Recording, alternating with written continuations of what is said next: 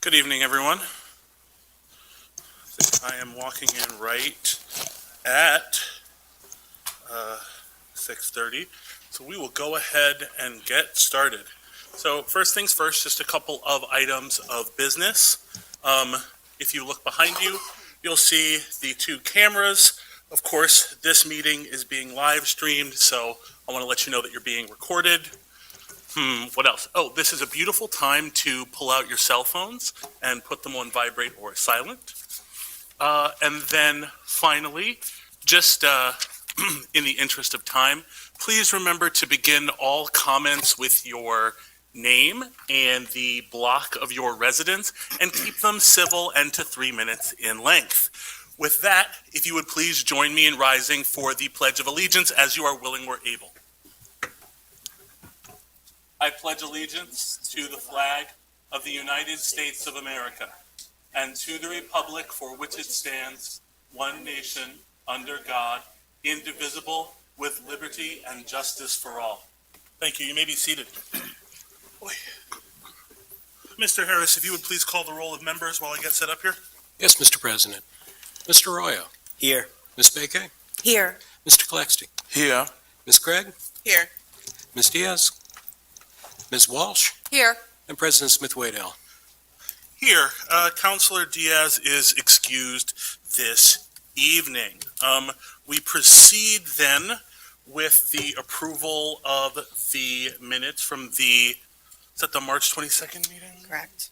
Yes, it is the March 22nd meeting. I'll hear a motion. Motion to approve. Second. All right, we have a motion and a second. Any council comments? Hearing none. Mr. Harris. Mr. Arroyo. Aye. Ms. Baker. Aye. Mr. Claxton. Aye. Ms. Craig. Aye. Ms. Walsh. Aye. And President Smith-Waddell. Aye. Thank you. That brings us to proclamations, honors, awards, and resolutions of recognition. Do we have any, Mr. Harris? Yes, Mr. President. The first is Council Resolution 34. Okay. Council Resolution number 34, 2022. Mr. Harris? A resolution of the Council of the City of Lancaster supporting the natural right of Puerto Ricans to self-determination and calling on passage by the United States Congress of Senate Bill 865 and House Bill 2070, the Puerto Rican Self-Determination Act of 2021. Motion to approve? Second. Okay, we have a motion and a second. Councilor Diaz is not here with us this evening, but there were some lovely folks here from CASA at the committee meeting to introduce and talk about the resolution a little bit. Would anybody like to, we'll start with council comments. Would anybody like to provide important context or, thoughts, comments on the resolution? Council President, if I may? Please. Thank you. Just a few comments. Thankful for council to bring this resolution forward. It's important to understand that the territory of Puerto Rico, while territory of the United States, has the privilege of United States citizenship. Unfortunately, the residents of the island do not always benefit from all of the benefits of citizenship. So definitely thankful and grateful for the resolution to put a spotlight on that, to allow residents of Puerto Rico to have the opportunity to decide their fate and their policies for themselves. That is all, Council President. Thank you. Other council comments? Excellent. From the public? Hearing none, Mr. Harris. Mr. Arroyo. Aye. Ms. Baker. Aye. Mr. Claxton. Aye. Ms. Craig. Aye. Ms. Walsh. Aye. And President Smith-Waddell. Aye. Thank you. Are there any other proclamations, honors, awards, or resolutions of recognition, Mr. Harris? Yes, Mr. President. We also have Council Resolution number 35. Okay. Mr. Harris, please. A resolution of the Council of the City of Lancaster recognizing April 2022 as Sexual Assault Awareness Month and calling on Lancastrians to create a city where sexual abuse, harassment, and assault is not tolerated, where survivors are supported, and where all people have an opportunity to thrive without fear of abuse or assault. Motion to approve. Second. Okay, we have a motion and a second. If memory serves, this was introduced by Councilor Beke. That's correct. Thank you, Council President. So I introduced this resolution as a way for us to honor primarily the work that our YWCA is doing with their Sexual Assault Prevention and Counseling Center, which is the designated rape crisis center for Lancaster County. And I do believe we have some folks from the YWCA that would like to speak to council just to talk a little bit about the work that they do. I see Aaron Spankler and some others, whoever would like to come on up.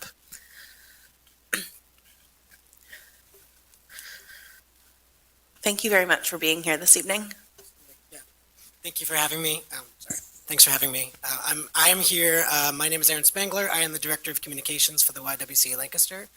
I have the honor of being here spontaneously instead of Mandy Billman, who is the head of our Sexual Assault Prevention and Counseling Center.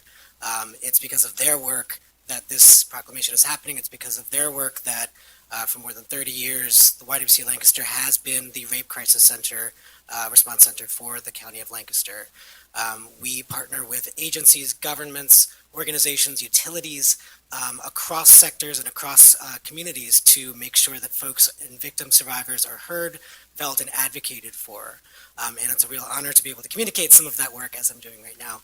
I encourage folks to go to ywcalancaster.org/SAAM, Sexual Assault Awareness Month, to check out all of the programming that we have going. We have everything from virtual book readings to free plays that you can attend to actual community organized, community owned art projects. So we definitely encourage folks to check that out and be involved in both the advocacy and also the prevention, because this is something that affects literally everybody, and we all know somebody who has been affected by this issue, and it may have been yourself. And we offer free counseling to victim survivors, as well as anyone who has been directly or indirectly affected by this issue. So we thank you for this proclamation, and we're honored to partner with you. Thank you very much. That's all I have, Mr. President. Okay, thank you, Mr. Spangler. Thank you, Councilor Beke. Are there other council comments? From the public? Hearing none, Mr. Harris. Yes, Mr. President. Mr. Arroyo. Aye. Ms. Beke. Aye. Mr. Glaxton. Aye. Ms. Craig. Aye. Ms. Walsh. Aye. And President Smith-Waddell. Aye. Thank you. Council President, Yes, I do have a presentation copy that I would like to present to the team to the YWCA please. before we move on. Thank you.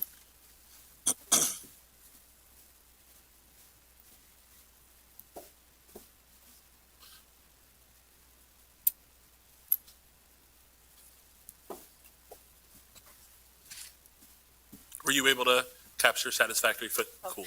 Great. We could do it again.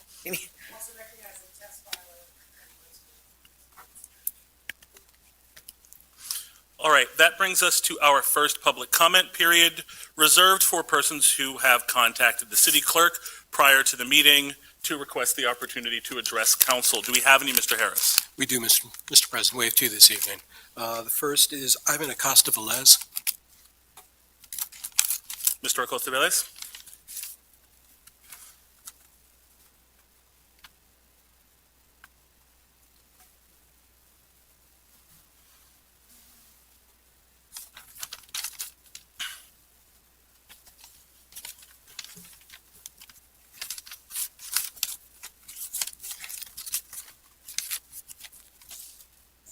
Hi, my name is Ivan Acosta Velez. I live at the 804 Highland Avenue.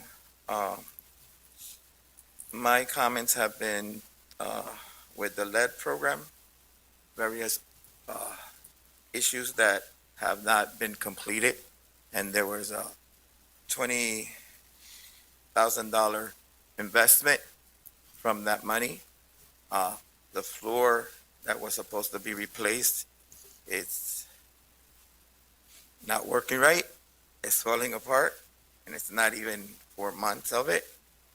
The roof is leaking, and it's not done correctly.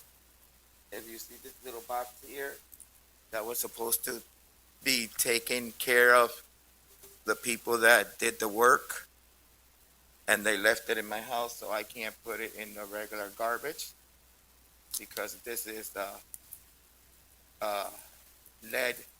So someone needs to pick it up, and who do I call to pick it up? There's a lot of issues that my walls were painted indirectly.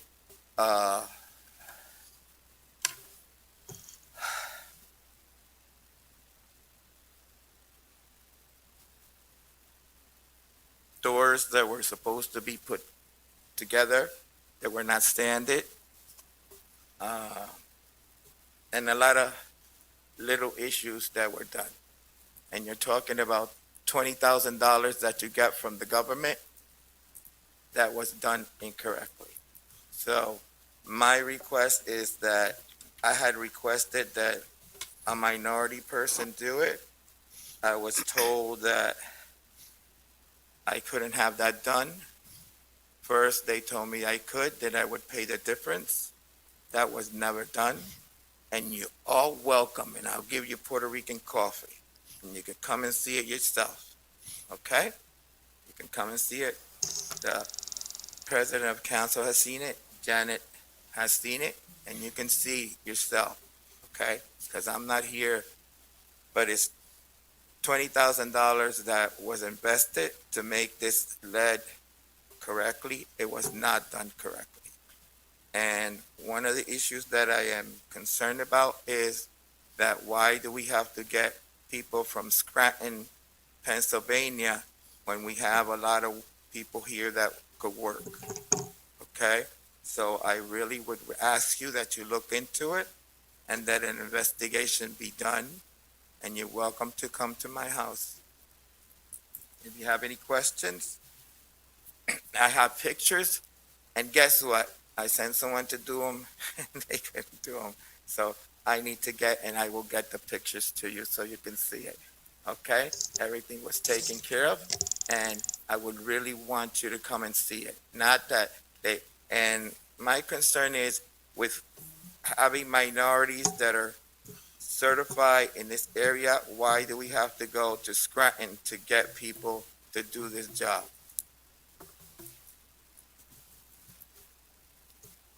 No questions?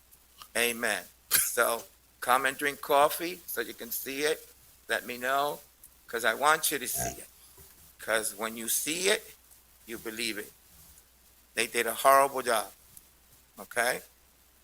So thank you for your time. Thank you, Council President, for coming and seeing, and I will get the pictures to you. I am going to excuse myself, not that I'm scared of you. I'm not feeling well today, so I need to go home. But what do I do with this box? You can leave it here. We will take care of that, Mr. Acosta. And just for council to know, there is staff that will be coming to your home. I believe that it has been scheduled on Thursday to do a walkthrough so that we can address the concerns that you have raised this evening. Okay.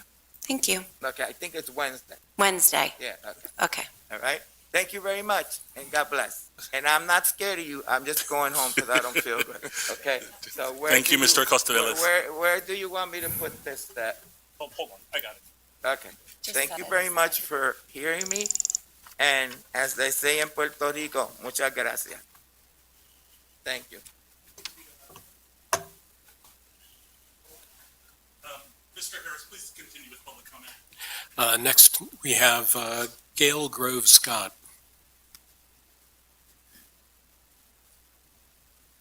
Good evening, council members and mayor. I have three brief comments to make. The first one is about the lead ordinance. Again, my name is Gail Grove Scott.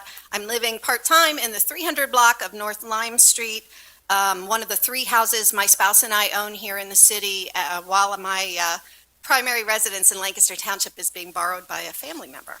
So, and I use the property at 300 Lime Street as my business office as well for my business Health Policy Network. I'm a policy advocacy professional and a public health professional. I specialize in opioid use disorder and addiction policy, but I study all public health policy. And I want to commend the council for working on and revising the lead hazard ordinance. So my first comment is about that. I fully support it. I think it's very important. I know we'll be discussing it later in the hearing, but I do have one request. If a pre-1978 building has had the interior completely gutted, completely gutted and replaced, then the interior is now contemporary, and it's not going to have lead paint. If all the walls, windows, floors have been replaced, which can happen in the city. It happened to one of the properties that we own, a former commercial building, completely gutted inside and replaced. And it has happened to some of the tobacco warehouses and other commercial properties in the city. In that case, I believe the landlord should be able to get a notice of compliance with lead standards, something that we will give the HUD buildings. It's like a waiver. Because what's the point of testing something every 24 months to redo a lead certification if it's going to pass because it's all contemporary materials? It's basically, a new building inside. So that's my suggestion, that waiver be offered to properties that have been completely gutted and rebuilt on the interior. And it'll save time on the inspector. We don't have enough inspectors, I understand, and why should they waste their time repeatedly testing something that is not going to test positive for lead? So that's one suggestion I have. And I'd be happy to discuss it further during the later hearing. My second suggestion has to do with the short-term rental ordinance, which will be in a hearing the next council meeting. Before we discuss it further, I really want to propose some amendments, and I'd be happy to discuss those with members of the public. I think there's a major flaw in the definition of a short-term rental property. I think that definition needs to be changed. There's a number of reasons why, but one is that it doesn't state really what is a short-term rental. Almost every other ordinance that I've seen in every other state and every other city defines it as less than 30 days, 30 consecutive calendar days. Our ordinance doesn't say that. I think there's a couple other flaws with it. And finally, I have an announcement I'd like to make, and I brought a visual aid.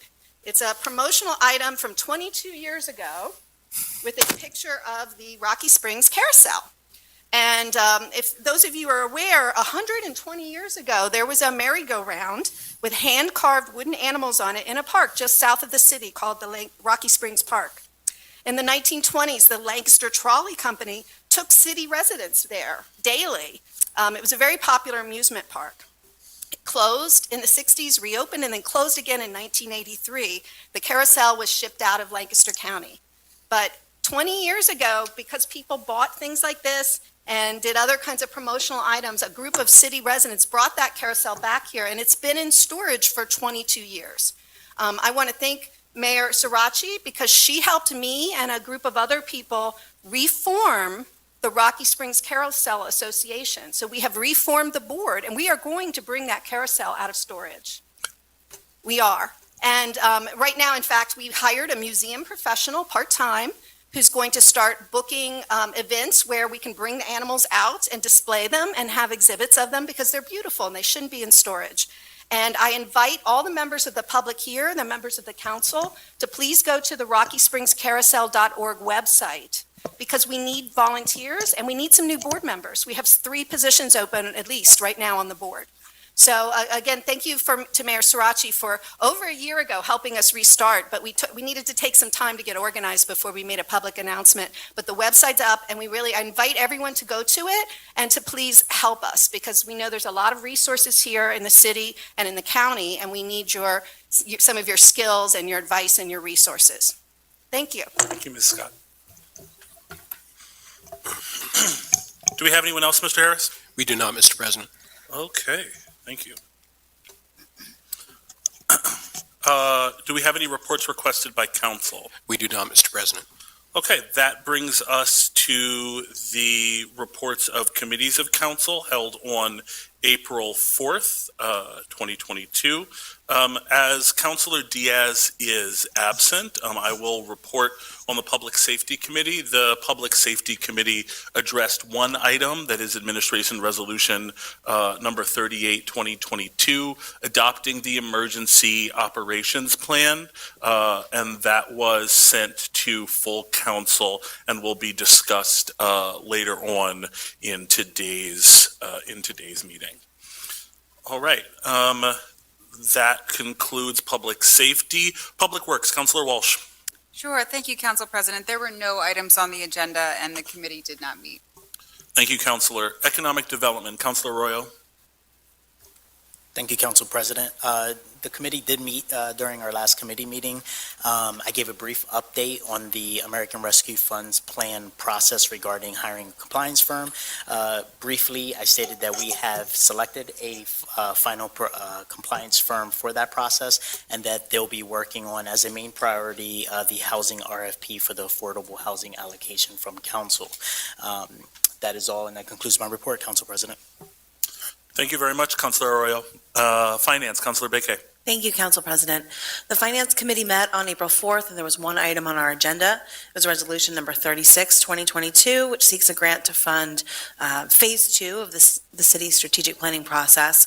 It comes up later in the agenda this evening, and this is a grant through the State Department of Community and Economic Development for an amount as much as $200,000, and this would in part fund Phase 2 of strategic planning process, which will refresh financial modeling since original figures have changed due to COVID and didn't include ARPA funds.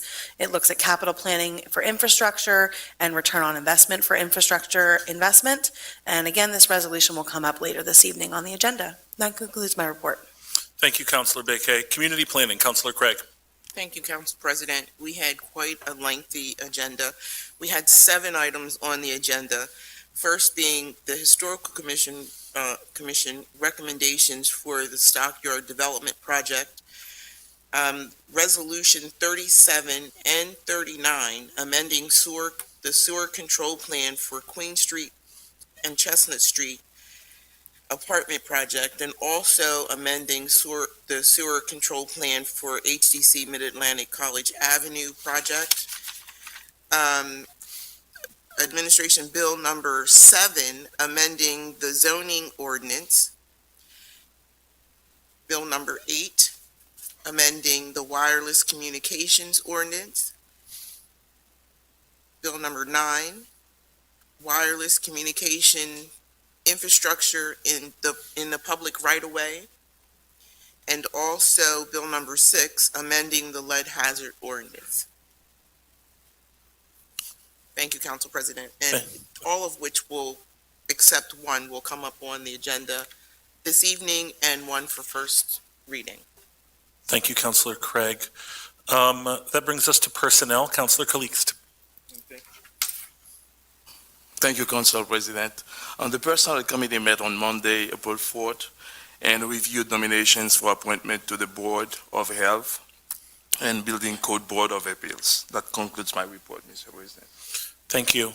I will also note that the Committee of the Whole met to address 2 items which you have seen Council already vote on. They were the Puerto Rican self-determination resolution and the resolution recognizing April as Sexual Assault Awareness Month. Thank you. That brings us to our legislative agenda, so I'll kick it back to Councilor Calixte as we discuss nominations for appointment. Thank you, Mr. President. And Mr. President, I would like to make a motion to appoint Jessica Klinker to the Board of Health to complete on an expired term from March 31st, 2022 to March 31st, 2025. And Dr. Corey Fogelman to the Board of Health for a term from March 31st, 2022 to March 31st, 27. Second. Okay, we have a motion and a second. Just to check, are Ms. Klinkner or Dr. Fogelman present this evening? Not that they needed to be, but okay. Great. Council comments on the appointments? From the public? Hearing none, Mr. Harris. Mr. Arroyo. Aye. Ms. Beke. Aye. Mr. Galaxy. Aye. Ms. Craig. Aye. Ms. Walsh. Aye. And President Smith-Waddell. Aye. Thank you, Councilor Calixte. We move then to item B, Heritage Conservation and Historic Districts. Mr. Harris. Yes, Mr. President. Consider the following applications and recommendations from the Historical Commission and Historical Architectural Review Board for improvements to properties within the Heritage Conservation and Historic Districts. And we have 4 from the Historical Commission. 1147 Holdings LLC, owner of 1147 Lidditz Pike, proposes demolition of a modern 1-story commercial building to allow new construction on the site. 1147 Holdings LLC, owner of 1147 Lidditz Pike, proposes removal of rear north wings on an historic inn building and relocation of the south portion to front on Marshall Avenue. And 1147 Holdings LLC, owner of 1147 Lidditz Pike, proposes construction of 2 new 5-story multifamily residential buildings with interior parking. And last, Chestnut Street Associates LLC, owner of 202 to 210 North Queen Street and 221 North Market Street, proposed construction of a new 12-story multifamily residential building on a surface parking lot, modifying previously approved plans. And those applications are recommended for approval by the Historical Commission. Thank you, Mr. Harris. I'll hear a motion. Motion to approve? Second. Okay, we have a motion and a second. Before we move forward, are there any staff comments on anything that we're looking at tonight? Great. Okay, council comments? From the public? Hearing none, Mr. Harris? Mr. Roya? Aye. Ms. Bakay? Aye. Ms. Craig? Aye. Ms. Walsh? Aye. And President Smith-Waddell? Aye. I'm sorry, 1, 2, 3. Who did I miss? I'm sorry, Mr. Claxton. Aye. Excellent. Yeah. And then for the Historical Architectural Review Board, Mr. Harris? Yes, Mr. President. One for the Historical Architectural Review Board, Kathleen Peck, owner of 324 West Chestnut Street, requests installation of solar panels on rear sections of the roof's house visible from North Concord Street. And that was recommended for approval by the Historical Architectural Review Board. Motion to approve? Second. We have a motion and a second. Council comments? From the public?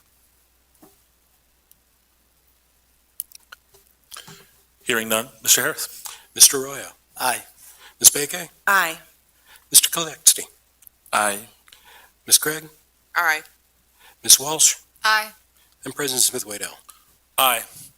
Thank you all very much. That brings us to ordinances for first reading. Administration Bill Number 6, 2022. Mr. Harris, if you would. Yes, Mr. President.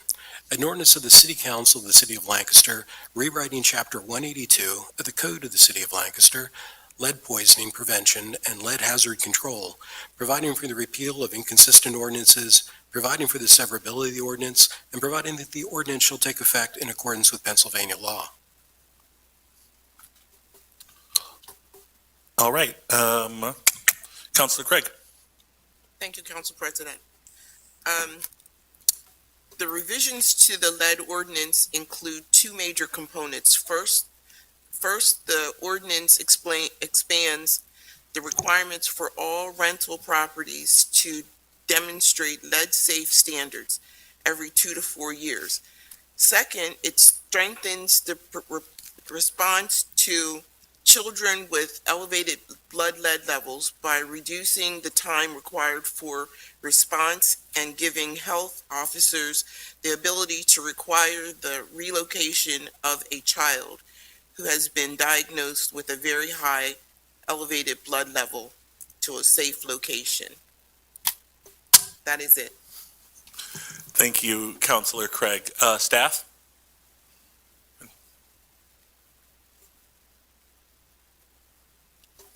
I know we've dug pretty deep here in previous meetings into the committee meeting, but if you wanted to open with anything before we turned it over for comment. Sure. Yes, thank you for considering this ordinance tonight. I don't have many further comments. I don't know if now is an appropriate time to address the comments from the resident, or if you all have any questions or would like to see any parts of the PowerPoint as well, I'm ready and able to answer your questions as I had given the presentation at Council Committee. And we were provided with an electronic copy of said presentation? Yes, we were. Okay, great. Excellent. Just so that we all have it for further review. You can You can address the comments if, that's how you'd like to sort of begin feel free. Sure. Thanks so much for your question and for reading the ordinance and giving us feedback. We really have appreciated all of the landlord feedback throughout our process. So we did adjust our ordinance per landlord feedback from the first draft from every 2 years to every 4 years for those properties who are well maintained. So that is in the current draft right now. We also changed having an option of through the systematic inspection, just a few dust wipes during the inspection, if the property is well maintained, which will be all defined in the standard operating procedures. So in the case of a home that has been gutted and remodeled, they would likely pass that evaluation during the systematic rental inspection, and then they would not be required again to do a lead hazard evaluation until 4 years later at their systematic inspection. So we hope that this will greatly reduce the burden on landlords of properties who are well maintained. Having said that, I think there is an option to consider a longer term notice of compliance with lead safe standards in our standard operating procedures if the landlord chooses to go that route. We don't find that here in Lancaster very often, which is why we haven't incorporated it yet, the true lead-free designation, although I understand that happens in other cities. So that's worth another consideration. That's why we didn't put it in the first time, but we may be able to build in a longer notice of compliance in our standard operating procedures, and sincerely appreciate the suggestion.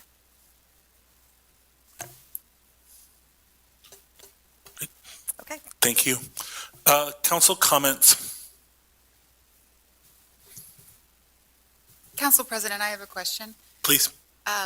This question's for you. One of the concerns that I have was enforcement. Can you talk through the plans of how you envision this being rolled out? I know it's not till 2023, but this is a pretty big undertaking. It is, yes. Thanks for the question. So we are putting in place standard operating procedures now to incorporate the initial lead hazard evaluation into the systematic rental inspection. So the housing inspectors right now are going through training to become certified lead inspectors, so they're able to conduct a visual assessment and also dust wipes during the systematic. So that's one area that we're preparing for, so that they're able to fully assess the lead situation as a lead inspector. Also, building into our current systems of enforcement, these violations related to lead hazards. If the property does not pass the lead hazard evaluation during the systematic inspection, they'll be issued a notice of violation along with the other violations and a reinspection. If the property does not pass on that reinspection, then they will need to go to a private company, a private lead risk assessor, and get the full lead safe certification, which may include the remediation before the lead safe certification can be included. So we'll be doing a pass first through the systematic, and then requiring within 45 days of the systematic to have a lead safe certification from a certified lead risk assessor if the property does not pass during the systematic inspection. And then one follow-up question to that. If they do receive a notice of violation, is there any information given to them as for available funding sources, if any, to help them to go through remediation activities? Absolutely. We have a multidisciplinary team right now working on the lead ordinance rollout, and a big part of this is education. So what are the health implications that we can roll out to the public, landlords, and tenants with the system at the time of the systematic? So either way, there's going to be some tenant education there, and then information provided to the landlords about the programs either way, because they may qualify even if they pass our lead safe certification. There may be, there's more specific ways to evaluate lead underneath. So we will be ramping up over the next 6 months our full education plan from soup to nuts, really across the board. Thank you. Yes. If I may, I'd just like to add a thanks to Rebecca and her team. the work that the housing inspectors have done in conjunction with various configurations of landlords to help streamline a process. This initially was created as being two separate things entirely. You would go through the lead assessment process, and then you would have your systematic over here.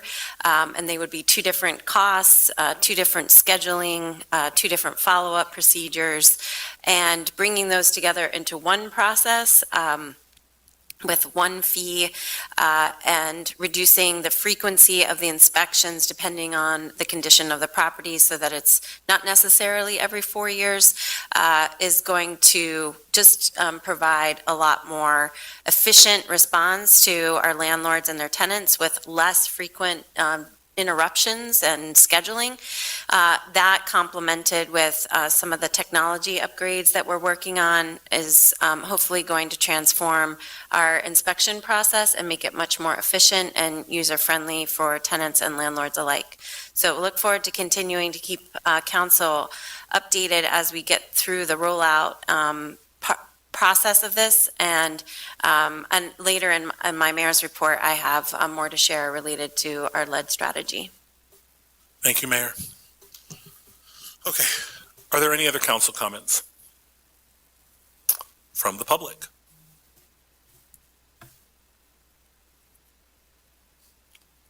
Going once? Going twice? Okay. That's an ordinance for first reading, so we'll be seeing it again in 2 weeks. That moves us to subheading D, resolutions, beginning with Administration Resolution Number 36, 2022. Yes, Mr. President. Resolution of the Council of the City of Lancaster authorizing the filing of the Department of Community and Economic Development Strategic Management Planning Program application for funding in amount not to exceed $200,000. Motion to approve. Second. All right, we have a motion and a second. Councilor Beke? Thank you. So this is the resolution that I mentioned in my report from the committee meeting. Again, it's a grant application from the Pennsylvania Department of Community and Economic Development. It allows for an amount up to $200,000. This would be for Phase 2 strategic planning, which includes, as I mentioned, refreshing financial modeling, since original figures didn't include the impacts of COVID and ARPA funding. It looks at capital planning for infrastructure, particularly in public works, and the return on investment for infrastructure investments. And I think that's all that I had, unless Mr. Hopkins, there was anything else that you wanted to add.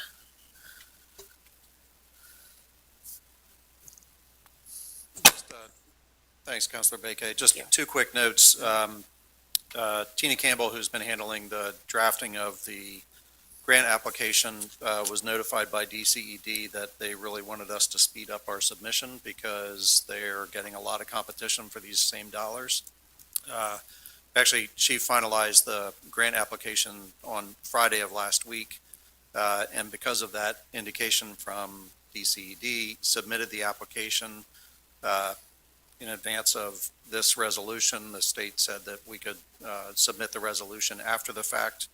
We worked on a bit of a presumption that council would not mind us seeking additional state dollars for this program. But the dollar amount I also wanted to let you know about, where the grant application finalized was total amount of $163,535. So this resolution, as it's written, is still fine because that's why we set that not to exceed number in it. Great. And Patrick, this amount would cover 50% of the costs, we suspect? So the 163 is the 50%. Okay. It's a 50-50 match grant. Thank you. Are there any comments from council? Council President, I have a question. Can you talk through if awarded the funding and you're going to identify a planning firm, what would that process look like? So we've actually already done that. We used a group out of Philadelphia, PFM, did the first strategic management planning program work for us. Because of that work and their familiarity with the city, they had already done the 5-year projection. We re-engaged with them for this second round. And so PFM had an original scope that we signed off on, I believe it was in January. The ROI piece is an additional scope onto that agreement. Thank you. And I should just clarify that the ROI portion of this, it goes beyond our capital projects and goes to some of the, I'll give an example that we're looking at, which is our self-performing of street paving work. And we're looking at that as what's the return on investment for that initiative, for example. So this is one of the initial projects as part of a longer-term effort of being able to document return on investment for initiatives that the city undertakes. Thank you, Mayor. Any other council comments or questions, particularly while Mr. Hopkins is on his feet? Okay. From the public? All right, I think you're off the hook. Hearing none. Mr. Harris? Mr. Arroyo. Aye. Ms. Baker? Aye. Mr. Colexty? Aye. Ms. Craig? Aye. Ms. Walsh? Aye. And President Smith-Waddell. Aye, thank you. That takes us to Administration Resolution Number 37, 2022. Mr. Harris? A resolution of the Council of the City of Lancaster approving the adoption of an amendment to the Act 537 Official Sewage Facilities Plan for the City of Lancaster. Motion to approve? Second. Okay, we have a motion and a second. Councilor Craig? Thank you, Council President. The Pennsylvania Department of Environmental Protection requires that the municipality to adopt an official sewage facility plan, providing for services adequate to prevent contamination and environmental health hazards with sewage waste, and to amend when necessary to assure there is adequate sewage disposal. That's all I have. Council comments? From the public?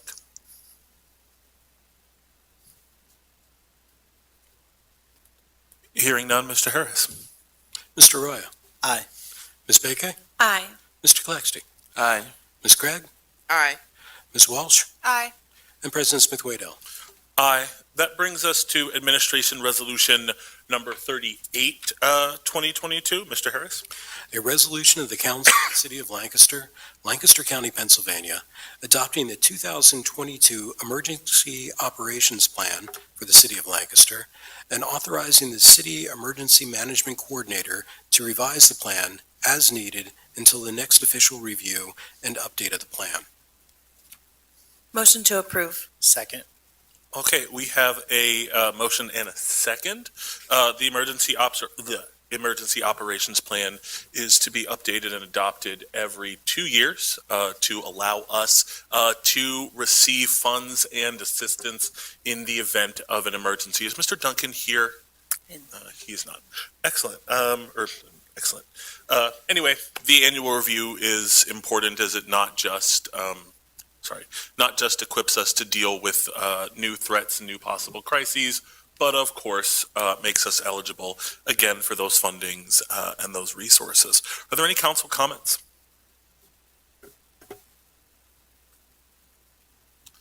Comments from the public? Hearing none. Mr. Harris? Mr. Arroyo. Aye.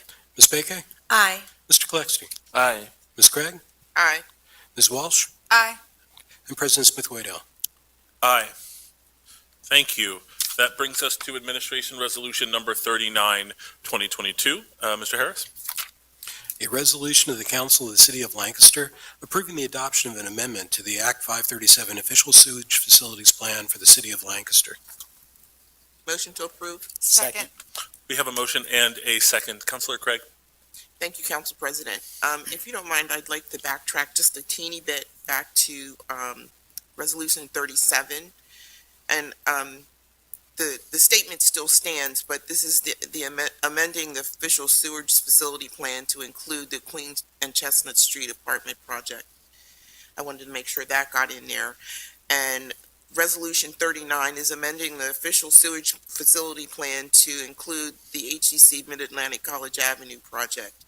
The same statement applies. The Pennsylvania Department of Environmental Protection requires that the municipality to adopt an official sewage facility plan providing for services adequate to prevent contamination and environmental hazards with sewage waste. Thank you. Thank you, Councilor Gregg. Comments from council? Oh, I'm sorry. Staff, any? Great. Questions or comments from the public on the sewage plan amendment?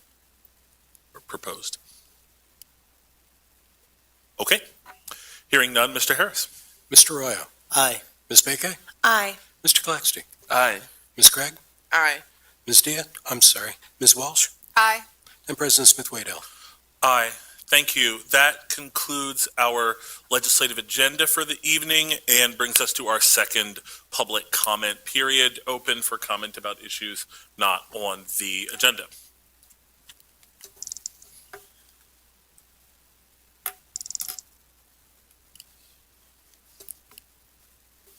Good evening. Wendell Martin from 500 block of South Duke Street. As I was walking down through here,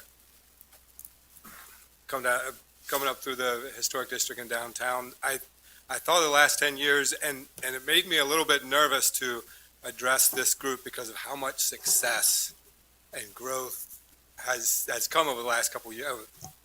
As long as I've lived here, the last 12 years, just incredible coffee and restaurants and art and music scene, stuff like that. So I address this next comment knowing that there's more wisdom here. But specifically with the short-term rental thing, I just have a few comments that I would like you to consider as you look at that.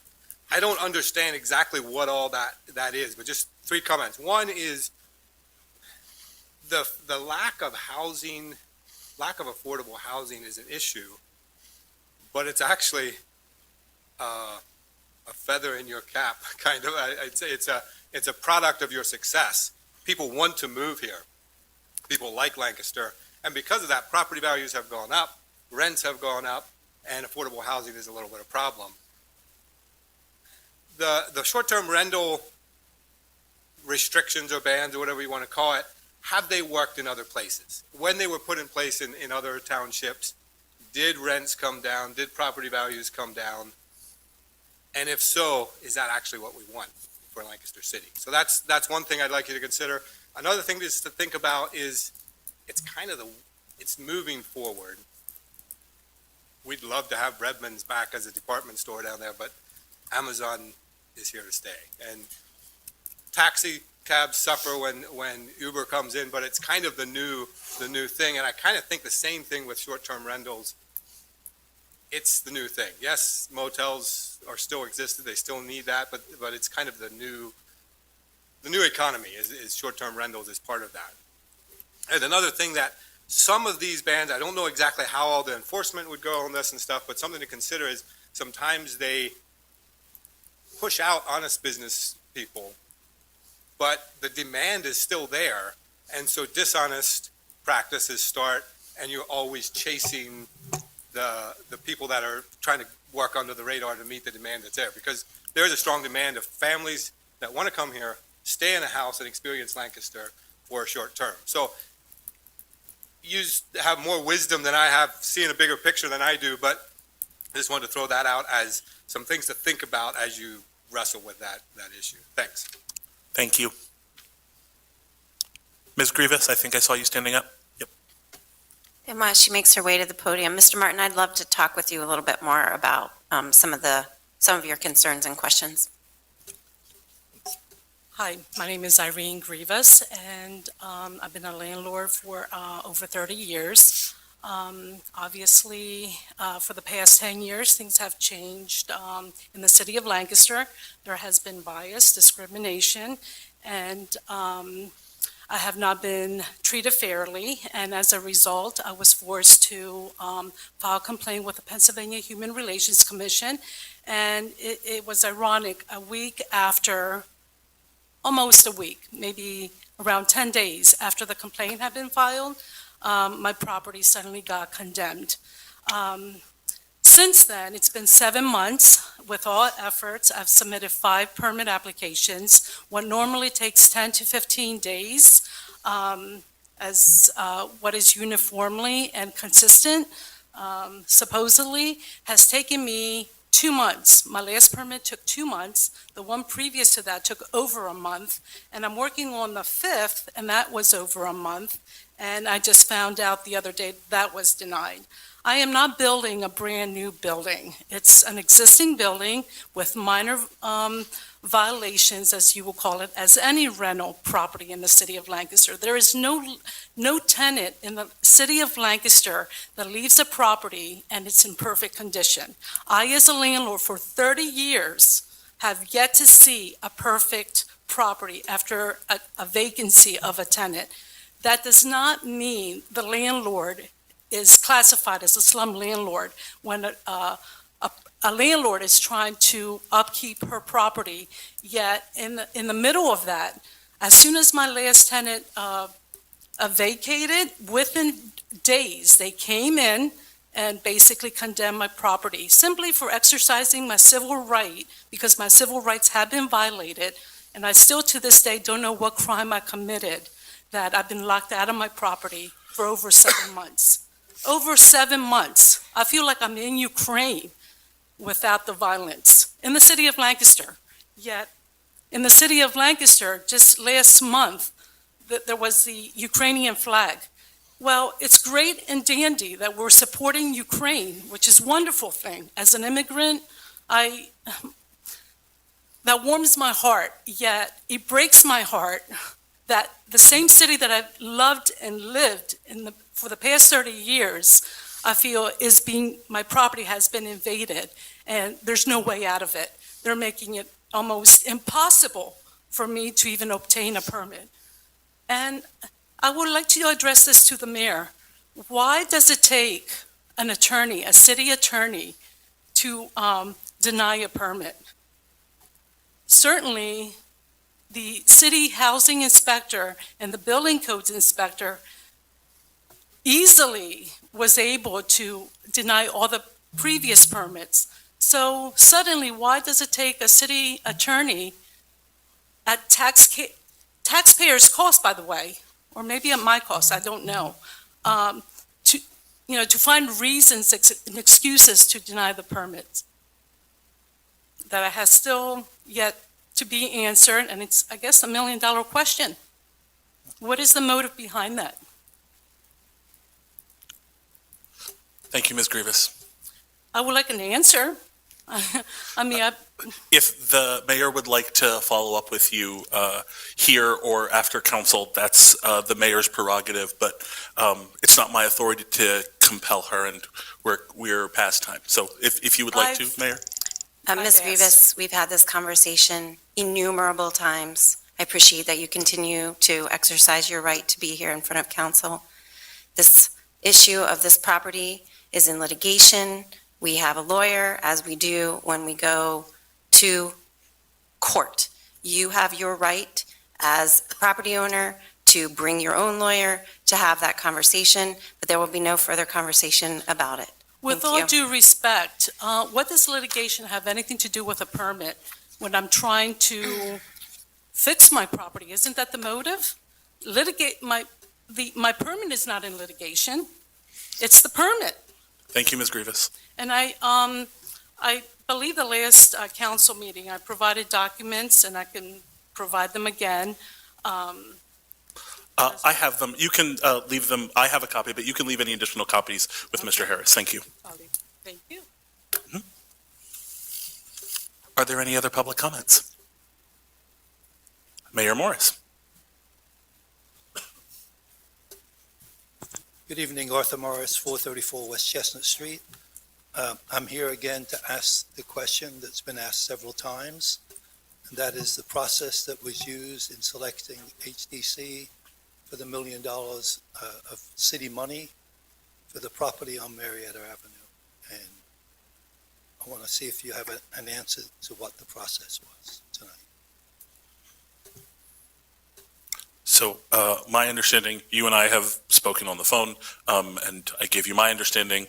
And also my understanding is that this question has been referred to staff, and so you have the communication, Mayor Morris, that I am able to offer you. I don't know what other communications staff or other members of council, if they may, would like to offer you at this time. Do you want to add anything, Mr. Hopkins? We responded to the request for information regarding the process that Mr. Morris, Mayor Morris, has asked us for. I believe that this is a larger point that Mayor Morris is making about not having an RFP or a process. Council is correcting that moving forward. We are taking steps to go through a process of bringing on somebody, a firm to aid in compliance and issuing a housing RFP. At that time, a decision was made, and that decision can rest with me and other members of council related to the purchase of that property, given that HDC is involved with numerous parcels in and around that St. Joseph's former UPMC hospital site. And I understand that you have concerns about how that went, and at the end of the day, we are working towards ensuring that there are units of affordable housing. There are clawback provisions. Should that parcel not be developed within a certain number of years, that parcel will come back to the city. That documentation has all been provided to you, Mayor Morris. It has, and I said to council several times in the past that that is not the issue. I said that I have no problems with HDC. They're a good firm. But you can't predetermine and shouldn't predetermine, and I think it's inappropriate to predetermine who you're going to give money to before you do the RFP. And in this case, you did determine that. Now, Mayor, just briefly, you ran last year and you made a pledge of no backroom deals. And you signed this option to buy last August, 4 months after you made that pledge. And if this isn't a backroom deal, I don't know what it is. You predetermined somebody to get this money. You have your chief of staff who was married to a person who was with HDC at the time this occurred. He's no longer with them. That should require an even higher level of transparency. You should make sure people understand there's no conflict. There was nothing like that, but instead it was kept quiet. And yes, Mayor, you're right to say that council is part of this, because not one council member raised a question at the meeting when you approved this in December. And you're not treating other people the same. You're now going to require anybody else that wants ARPA money to go through the RFP process, which you should do, but you didn't do that before. And I think that's wrong. And the fact that council sits here meeting after meeting, you never even discuss this stuff. You just sit there like you're cutouts half the time and do not respond. And I don't want to sound insulting, but that's the feeling I get. I've asked this question. This is the first time anybody's answered it. Yes, I got all the information from Patrick, but that's not what I was seeking, that information. Thank you very much for your time. Thank you, Mayor Morris. I would like to respond to one aspect, please, if I may, Council President, or we can continue. It would be my preference to continue. That's probably wise. Are there any other public comments?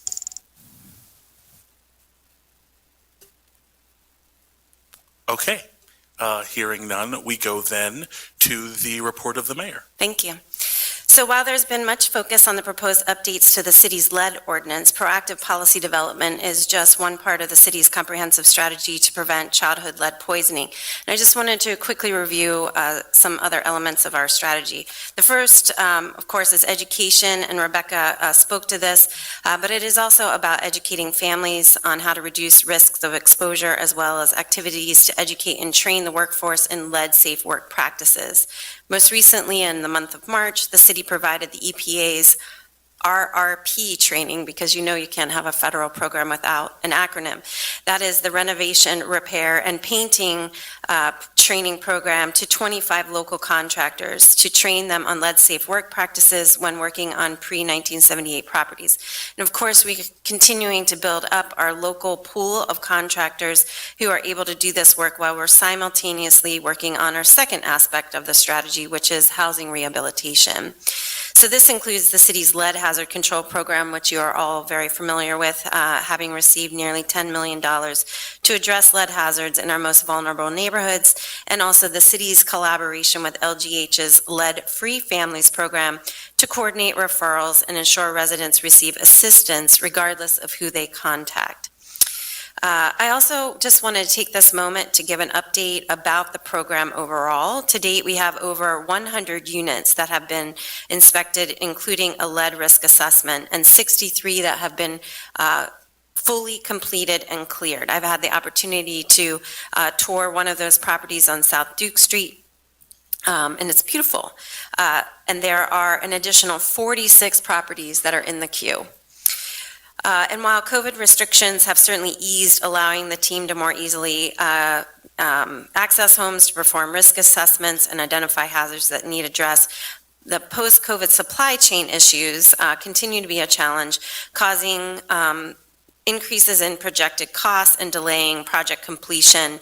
For example, windows are taking 8 to 10 weeks to be sourced at this point. And we are submitting a request to incorporate Census Tract 8 into our service area, which is in the southeast. Right now, the dividing line is South Ann Street, and so one side of South Ann Street is eligible and the other side is not. So we're in the process of talking with our HUD team to add Census Tract 8 into the service area, and this was a request that was brought to us by the South Ann Concerned Neighbors, and I just wanted to acknowledge that this has been a year or more in process, and has been taking some time, but we anticipate approval, but we just still don't know how long that will take. And then finally, the last part of our strategy I wanted to address tonight is related to our elevated blood level case response, which you understand as part of this ordinance would significantly change so that we can respond more efficiently and effectively. The city is also in the final stages of executing a data agreement with the Pennsylvania Department of Health, and are also taking steps to secure data agreements with other local health systems. These data sharing agreements will better equip the city to quickly respond, refer households to available lead hazard remediation programs, provide education to caregivers, and to ultimately protect children from further exposure to lead hazards in their home. So I just want to recognize and thank Council for making lead remediation a priority and supporting the efforts of the administration to keep children safe and to improve our housing stock. Thank you, Council.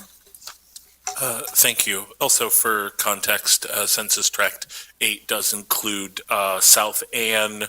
It includes Thaddeus Stevens and the part of the southeast which abuts the Conestoga River for context. But other than that, I have no report. Council comments? Okay. Hearing none, I will entertain a motion to adjourn. Motion to adjourn? Second. Second. We have a motion and a second. All those in favor? Aye. Aye. We are adjourned. Have a good evening.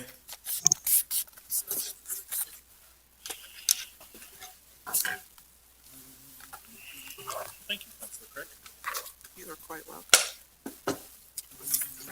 I missed you at Chet's.